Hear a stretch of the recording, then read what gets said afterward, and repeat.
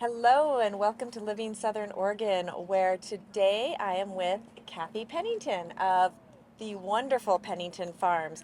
So this has been one of my favorite places here out in the Applegate Valley, and I would love for you to share a little bit of the history Well, thank you because for coming. this is a very unique spot. Thank you. Thank you. We're glad you're here. This is a fun Thank place to be, It for is. sure. So tell us how Pennington Farms got started Yes. and how long have you been here? We have been here, we lose the exact calculation. I believe it's been 32 years. And we started, this was originally a hay farm when we bought it. And we originally started with 7 acres of berries. We decided, we, we moved from Colorado, where we had a farm as well, and we were specialty flower growers. Grew high-end flowers, peonies, hydrangea, rose hips for Martha Stewart and her world. So those were the 80s, and that was kind of a thing at that time. And we moved here particularly for that growing region. And we were in Colorado at very high elevation, so the season was quite short. So we moved here, and of course, saw the wild blackberries and thought, oh my gosh, can we grow these? And Sam is has been quite that's his world, plants and propagating. And we looked into growing berries, and found a couple of varieties. A new one being Tayberry, and an old one being Loganberry. And I'll describe those in more depth, but to start with, um, we started with 7 acres of two berries, which is quite silly because they come on in a big way all at once, and that's all we had. A lot of Tayberries and a lot of Loganberries. And then what do we do with them? We had absolutely no business plan. I'm always amazed that kids or whatever adults come out with business plans, and I think, wow, we just never did that. We just let's put some berries in the ground. So suddenly we have all these berries. What are we going to do with them? So we made jam, and it was in my kitchen at an old farmhouse. And at that time we had 4 little kids. And what do we do with the jam? We had a sign out on the road. It's on Highway 238, and we sold jam, hydrangeas, and peony plants. It was we still, the coolest thing is we still have some of the original customers from the day that would actually walk into our kitchen, and of course with little kids, keep it clean because customers are coming, and we had a little hutch that we put the jam, the products for sale. One super nice lady, I wish I could think of her name, said, you really should do a growers market, because of course we had more jam and berries than we knew what to do with. And that was the start of our growers market years. And we started with Grants Pass, which then led to doing the Ashland and Medford market. And then 4 markets a week.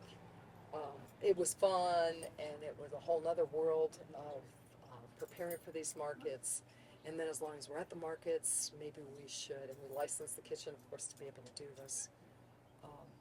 Somebody said, you should have baked goods as well. So I grew up with an Italian grandmother who was an amazing baker. She did not allow us in the kitchen. She wasn't the, come here, let me show you. We would stand in the doorway of the kitchen and watch her make these amazing things. And at the end of the day, I got her wonderful little recipe box, which had the molasses cookies and the citrus tea cakes and the chicken pot pies.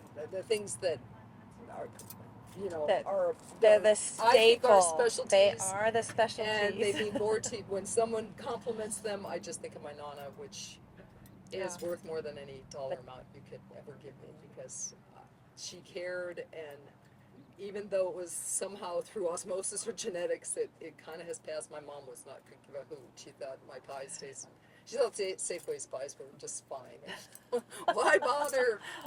She was not a baker, so it definitely skipped a generation. But then we did move over here to the barn and expanded. Connected with a really cool baker years ago that we built a big brick oven on Alan Lurs and started our bakery then. Sadly, he moved to the East Coast for where his family was from. We still have the brick oven, and we still have expanded here and love it. And have raised our kids. They're now adults. 2 are still involved, but we have 5 children, and our adults, whatever they are now. And it has been, we continue to love what we do, which I remember in the early 80s, I got my husband a book when we still lived in Colorado, and it said, the name of it was totally the Health Self book, yearbook 7. I know you're younger, but I'm okay, you're okay. But this one was called Do What You Love, Money Will Follow. And it was just finding your thing, do your thing. If you like what you do, it all works out. And so Sam, of course, loves growing and loves propagating, and I love baking. And we get to meet amazing people and work with really cool people, and it's been a total blessing. Yeah. Yeah. And what you've created is so beautiful. Work in progress, it friend. is, yeah, right? Work 32 years. This is not something that just pops up No, overnight, no. from No roadside business plan, stand. right? No business plan. And the plan, the no plan is to just keep. Our deal this year has been not bigger, just better, and every year is just like, what can we do to make this a little bit better? And it isn't. We don't want to be all things to everyone. We know we can't. We love sleep. We need days off. We need an opening and a closing time, and we want our crew to have normal hours. Yeah. So a huge mentor to me is Yvon Chouinard of Patagonia, and he just, I thought he did an amazing product, and of course he sold out and gave all his money away, which is my favorite thing in life, to be able to help causes, but he treated his people well, and they had fun, and they had flexibility, and they were doing what they love to do, and that's that's our goal here. It's been an honor, and it's been a blessing, and I do hope we can continue to do things better. Markets are done. We COVID kind of helped that happen. That we call it a COVID win. It just kind of took it off your plate. Took it off Sometimes our plate. it's Our nice kids, to have. it just and once, as you know, once your schedule kind of clears a little bit, you go, wow, that was a lot of work. But we developed so many cool friendships with our Medford friends and Ashland friends and Grants Pass, and we're really blessed they still keep coming in. Those friendships will last long after the farmers market days are done.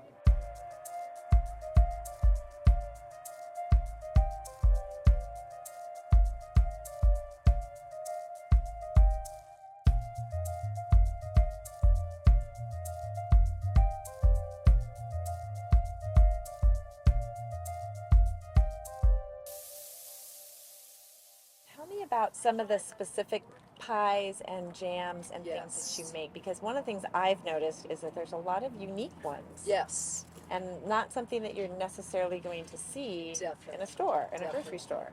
And so we grow for sure for flavor, and that's one of the coolest things about what we get to do, because a lot of commercial growers grow berries that can last X amount of days in a grocery store, get shipped. And so of course, if you're buying from us, they've been picked at their prime, and we do freeze half of our crops, so we're able to freeze these berries and jam and bake year round with this fruit. We have fabulous peach growing friends, we have fabulous apricot growing friends, pear growing. That, as in all farming, some years are great years, some years aren't great.